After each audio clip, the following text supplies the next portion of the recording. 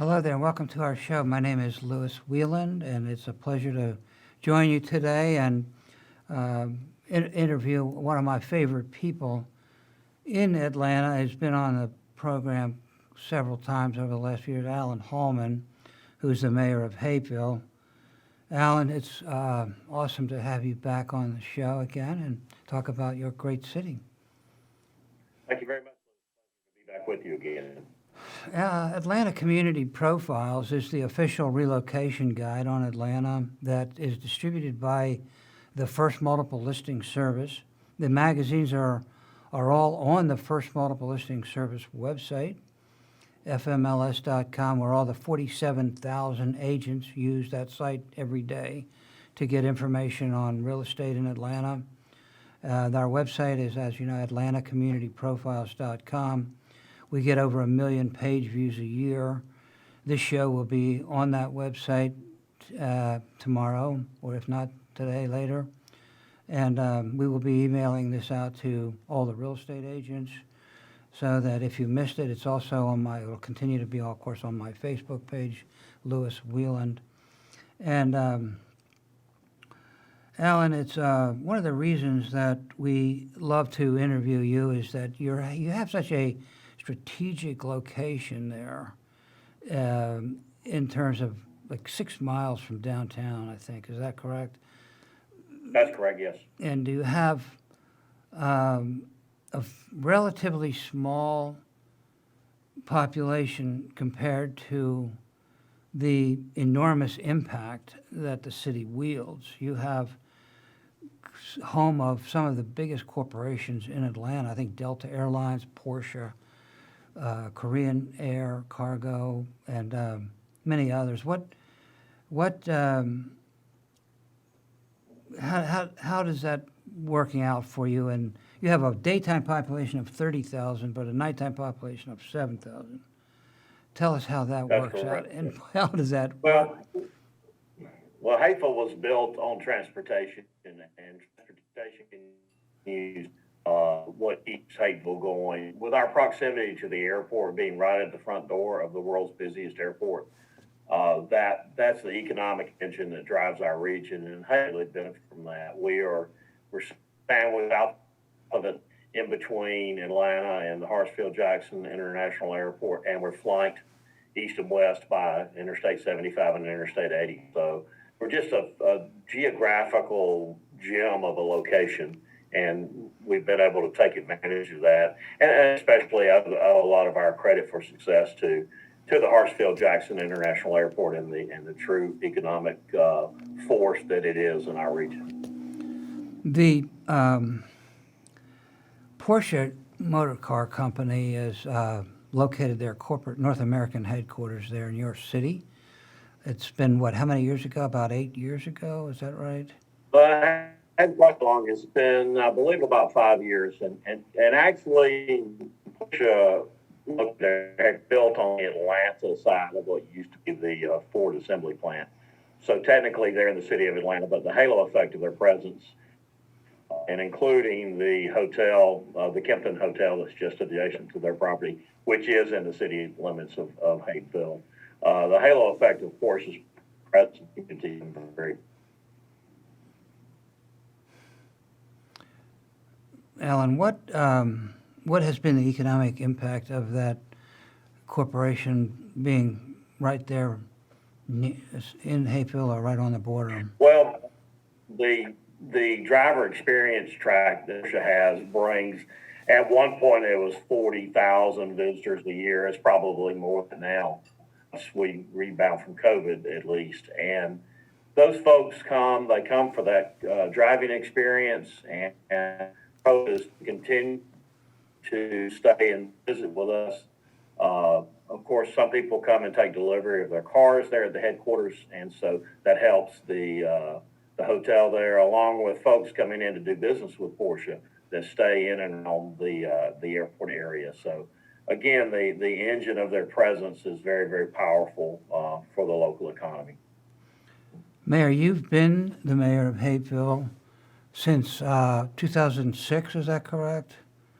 And you've been, That's correct. I'm in the first year of my fifth term, actually. and So I was on came on city council in 1998 and have been serving consecutively since then.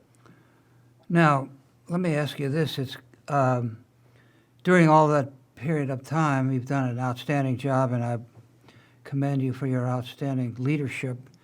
And I was wondering, to what extent has your leadership been challenged by COVID and the city's requirements and issues? Especially, it does seem like the city, because of your strategic location, is pretty sensitive to the travel industry.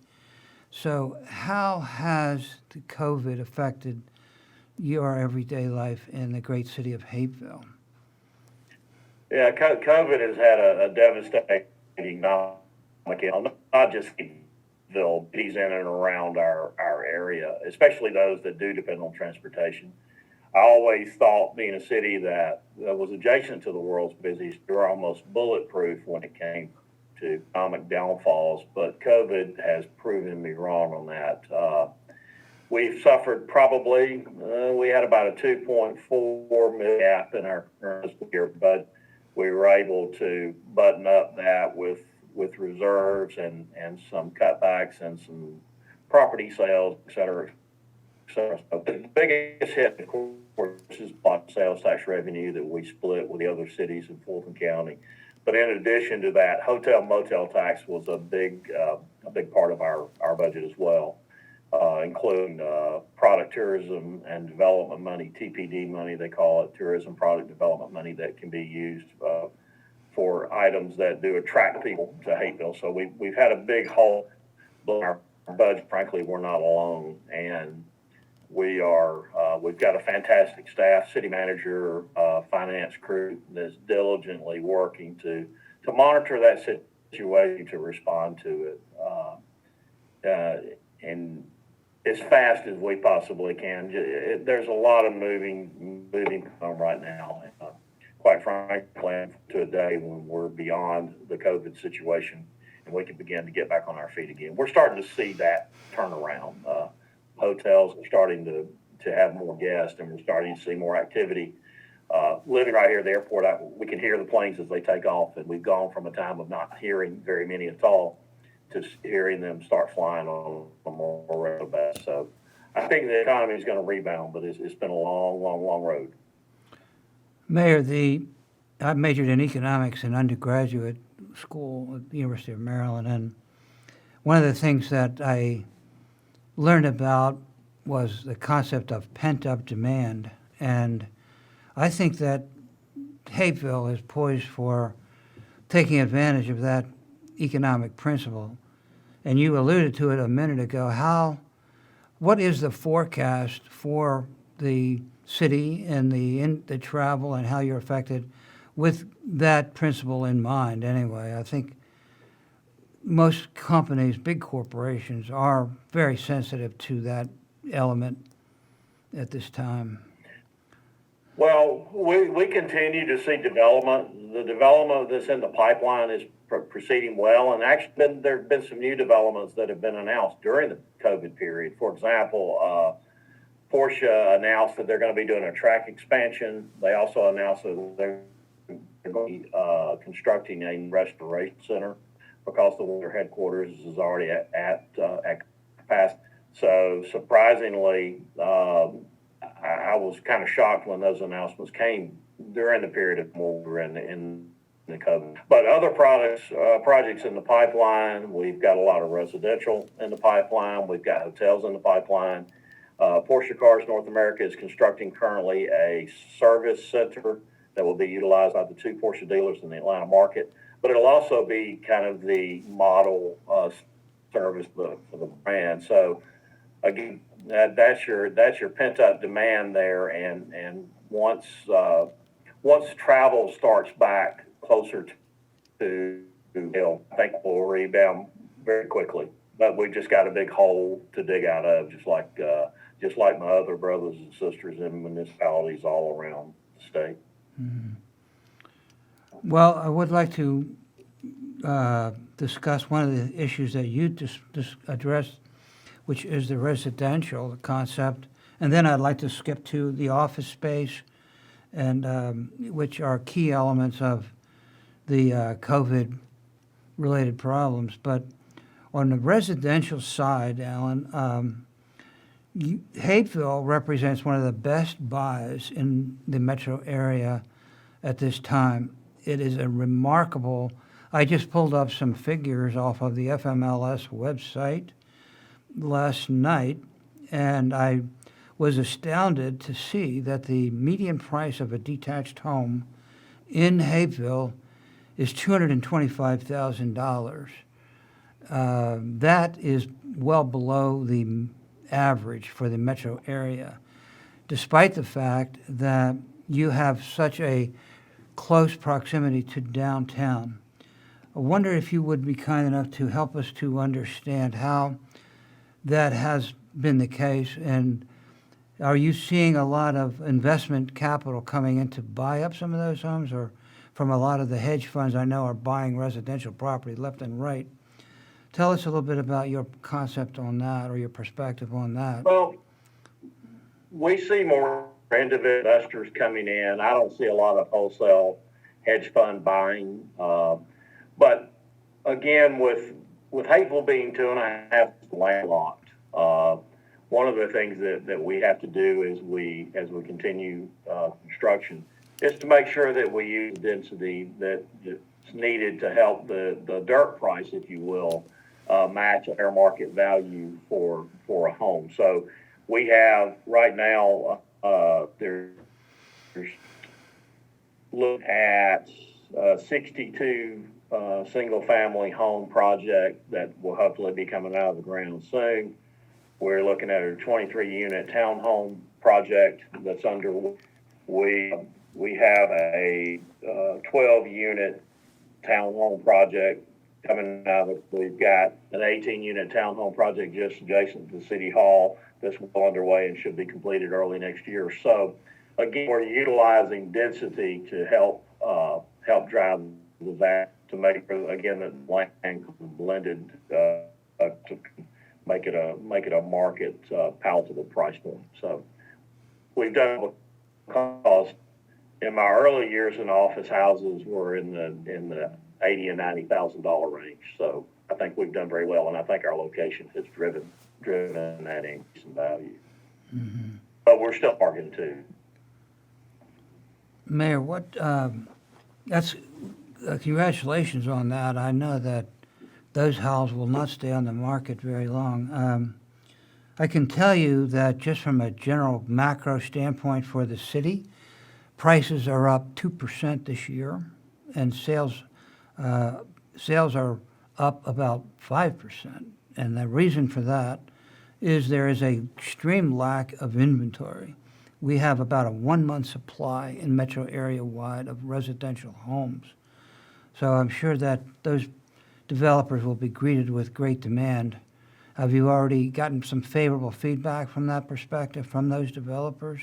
Yeah, houses, I mean, there was a couple behind me that they just put a sign in the yard and said, coming soon, and within 40 years, there was an under contract sign on it. So things don't stay on the market very long in Hapeville. They move quickly. Even during the stress of COVID economy there right now, I still continue to see houses moving fast. They don't stop at all. And would you attribute a good part of that to the proximity to downtown, the 6-mile distance, or what is that one of the major?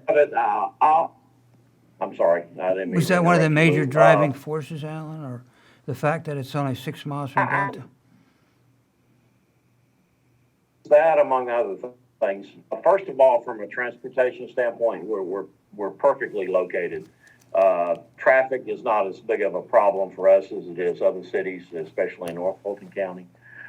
We have the airport again with the economic engine that it is, the employment base that it provides. But we also have a town that's got some charm and some personality that is attractive to people, because when you're somewhere, you just want more than location.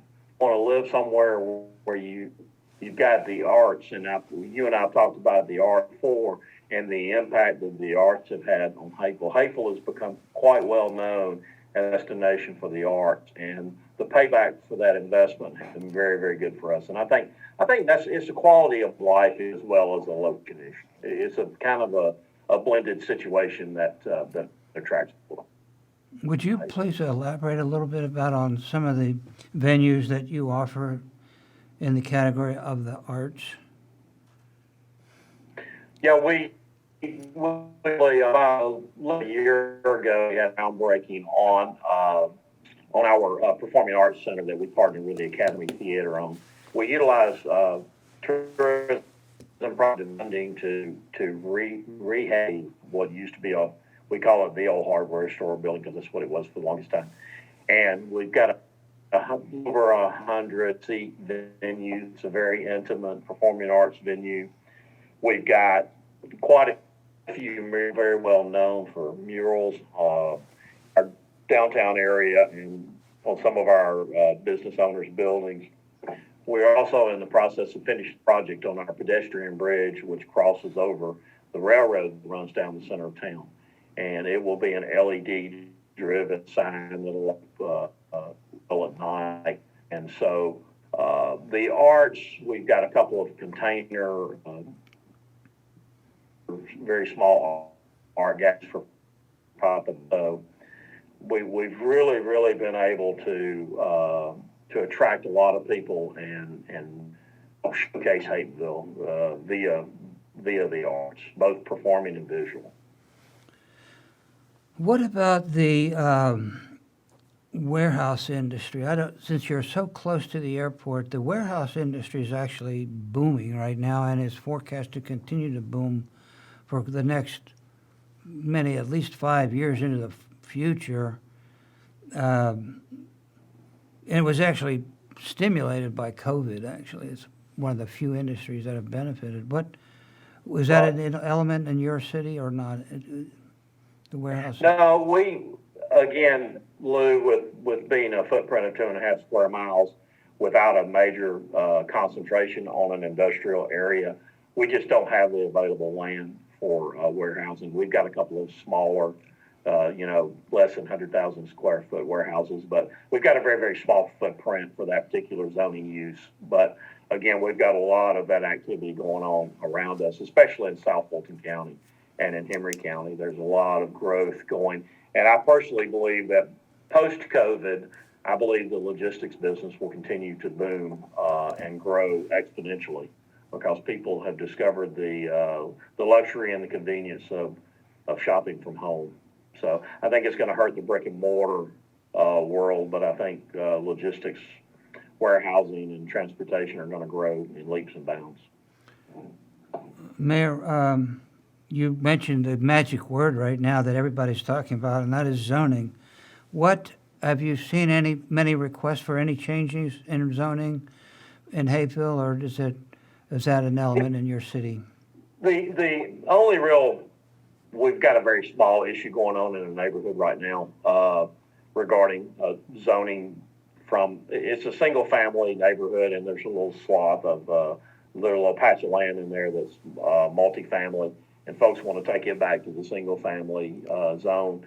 Because one of the most important things about Hapeville, and I think one of our keys to success, has been the ability for us to maintain the integrity of our neighborhoods, which are the heart and the soul of our community. So we periodically monitor our comprehensive plan and our future land use plan that falls under the comp plan. So we're constantly watching that, but we don't have a lot of there's no controversy really going on right now in the zoning matters in Hapeville because we don't have a lot of land to fight about, quite frankly. And what we've already got pretty well predetermined what those uses will be. And as far as we can see into the future, we feel like our land use fits the goals and the directives of us looking forward. Mayor, could we just shift gears a little bit and talk a little bit about the multifamily housing? Because you are ideally suited for that area of real estate. How much of a factor is that in Hapeville? We've got we've got a fair number of multifamily options available. We've got it's called the Aerotropolis Apartments now. I don't remember the exact name, but it was started as Oxford Homes, and it was a multifamily. That's the newest multifamily stock that we have, and it's done very well. It's been sold, I think, probably 18 months or so ago. It was sold. We've got some older multifamily scattered throughout the community, so we do have multifamily options available for folks that are looking for the rental of the multifamily. So, how would you characterize your stock of multifamily? Would it be mostly A, B, C, or D, or is there a general? I would say, we've got but it's based upon the age of the stock. So we've got probably some B and C multifamily, but we've got the Aerotropolis unit that would be an A, based upon the age. Are you seeing a lot of investor demand for that, especially for C? Because the investors are buying up all the C they can get and trying to improve it to B.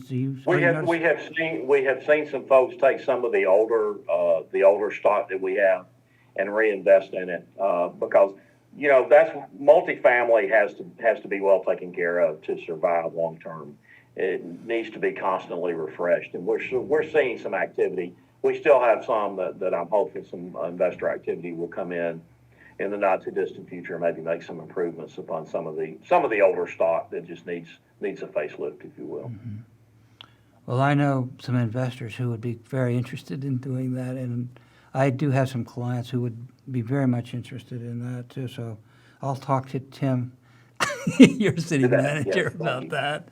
What about office space? That's another area that's actually been hit pretty hard because of everybody working from home, and there's been a lot of subleasing conversation. Well, how would you characterize that space? We've got a limited supply of office space. We've got some area over there in what we call Virginia Crossings area. There's a multi-story building over there that used to be a Delta Technologies building that was acquired by an investor and still remains vacant to this day. So there are office options available, but again, we have a fairly small stock of office. The Virginia Crossings area, last I heard, I believe it was pretty much close to 100% occupied, and it's a fairly small, like 3-story little office building over there. So, mm-hmm. But then we've got the corporate office space. We've got the Delta Geo is located in Hapeville. We've got Delta Credit Union. We've got the Wells Fargo Processing Center and some other corporate-based office in Hapeville as well. Well, one of the areas, obviously, is retail that's been hit kind of hard generally. How's that affecting Hapeville? So far, so good. We've got some small retail in our downtown area that so far have survived. Our restaurants have made it okay.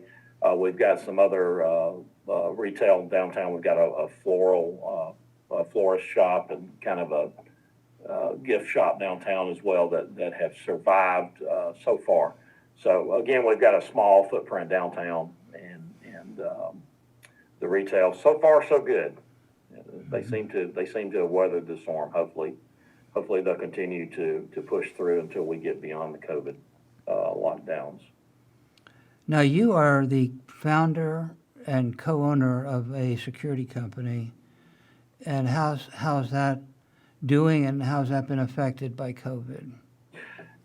Quite frankly, we have not missed a beat. Crown Security has been extremely busy all year long, and we do a lot of commercial fire alarm monitoring in big box warehouses, and of course that business is growing exponentially. There's a lot of acquisitions going on in that area as well.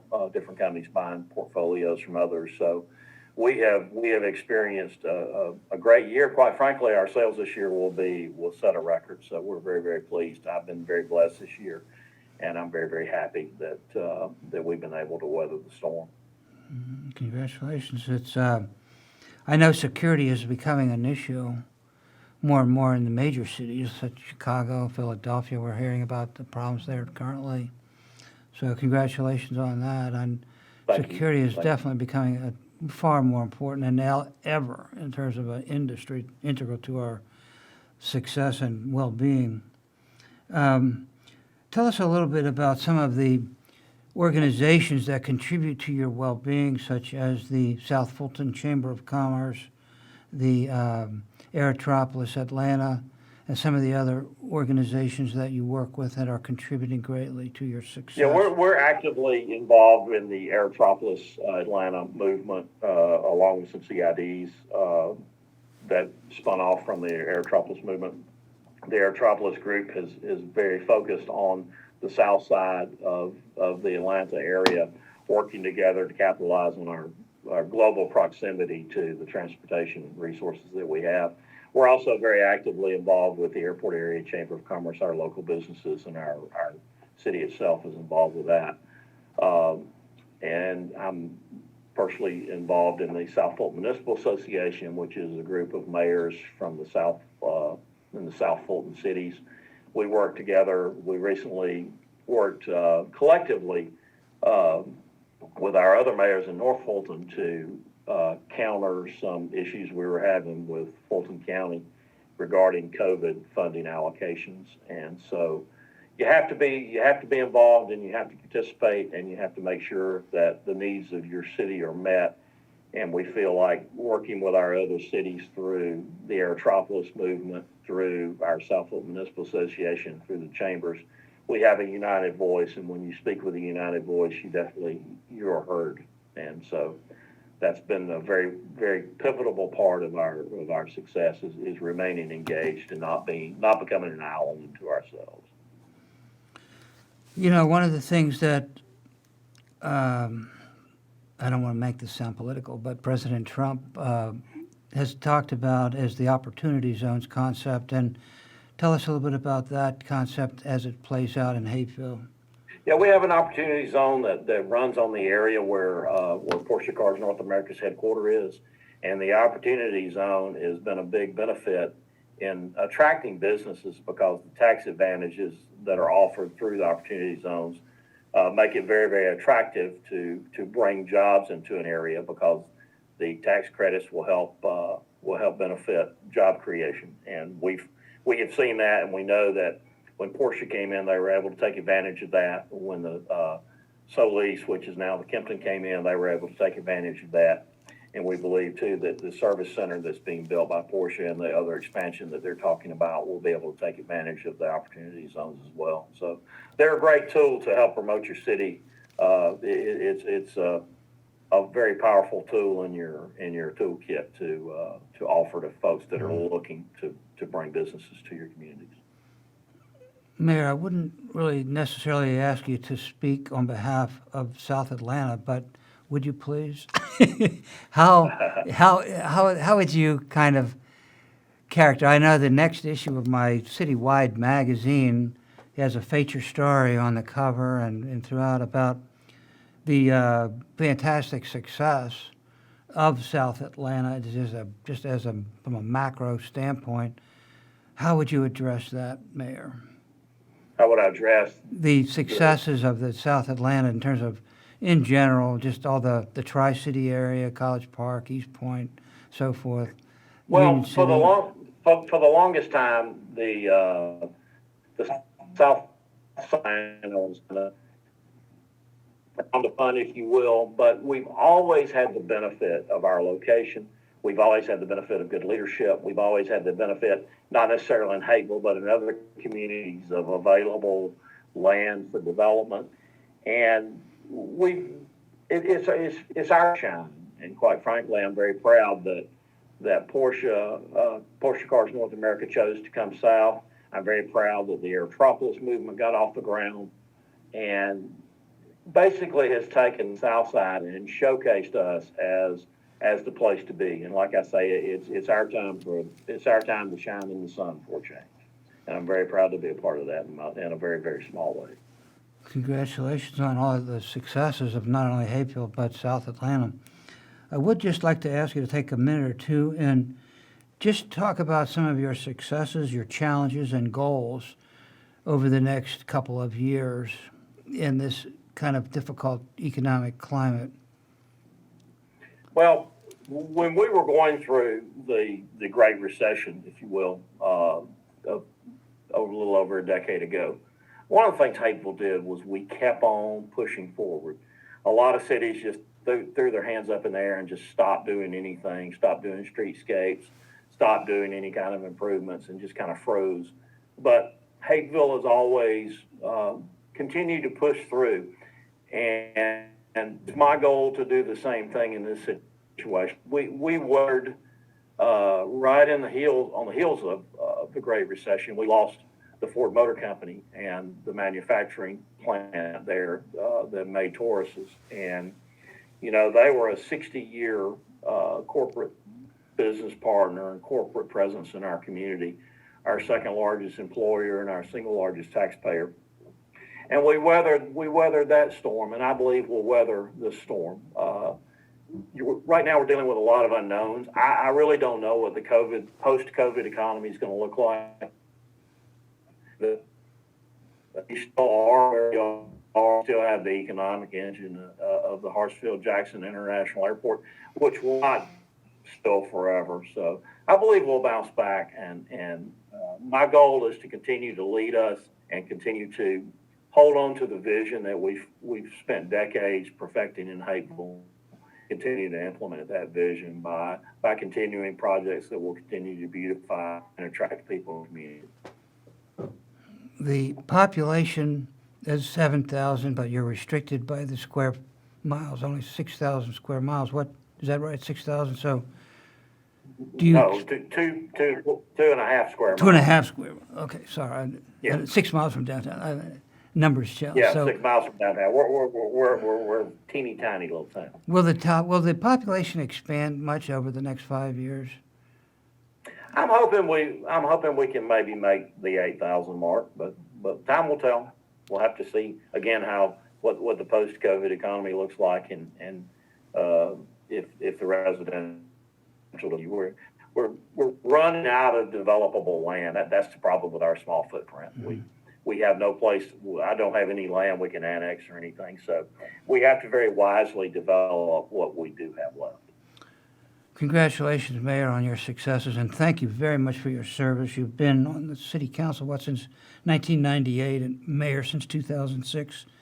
And we very much appreciate your service to the community, and congratulations on your great successes. Thanks for being on the show, Mayor. We appreciate it. Thank you. Pleasure to be with you always. Good to see you again. Thank you. Have a nice day, and thank you for listening.